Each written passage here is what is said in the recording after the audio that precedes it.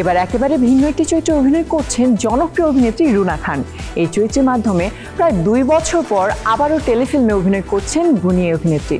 স্বপ্ন শিরোনামের এই টেলিফিল্মে স্বামীহারা সংগ্রামী এক নারী চরিত্র ফুটিয়ে তুলেছেন তিনি।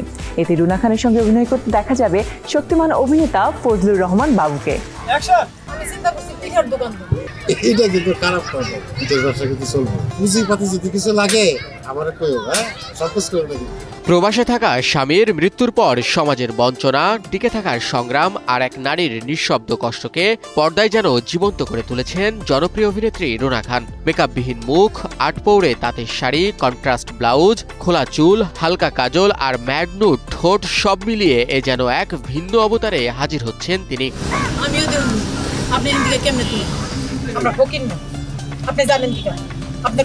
রুনা খানকে এই ভিন্ন লুকে দেখা যাবে তার আসন্ন টেলিফিল্ম স্বপ্নতে।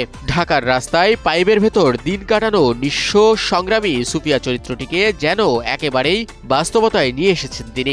এমন সংগ্রামী চরিত্রটিকে বেছে নেওয়া প্রসঙ্গে রুনা খান জানান, এই চরিত্রটির নাম সুফিয়া। গল্পটা বলতে হচ্ছে একই সাথে এই শহরের ভীষণ মানবিকতা এবং অমানবিকতার গল্প দেখতে পাবো আমরা এই টেলিছবিটিতে।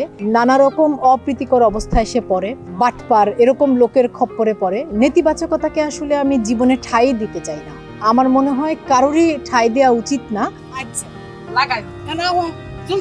টেলিফিল্মটিতে রুনা খানের সঙ্গে আরও অভিনয় করতে দেখা যাবে গুণী অভিনেতা ফজলুর রহমান বাবুকে।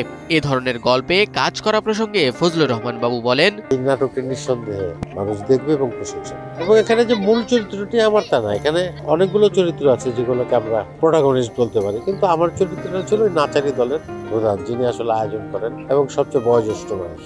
টেলিফিল্মটির মূল ভাবনা আব্দুস সাত্তার ভুইয়ার, চিত্রনাট্য লিখেছেন শফিকুর রহমান শান্তনু, পরিচালনায় আছেন আলমগীর খন্দকার দুলাল। সমাজের করুণ এ বাস্তবতাকে নিয়ে কাজ করা প্রসঙ্গে নির্মাতা জানান, আজকে আমরা শুটিং করছি জীবনের গল্প নিয়ে, শিরোনাম স্বপ্ন। এটা একটা নারীর স্ট্রাগলের গল্প এবং একটা ছোট মেয়ের তার আগ্রহ, লেখাপড়ার প্রতি তার ইচ্ছার গল্প।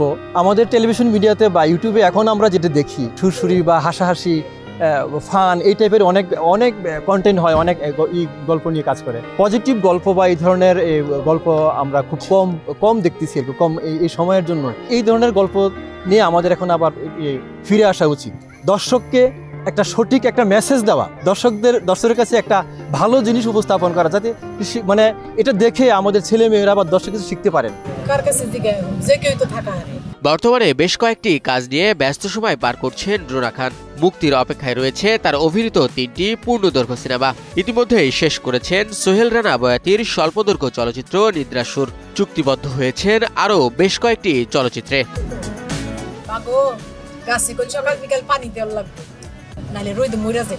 শাহিন শুভ, নিউজ 24।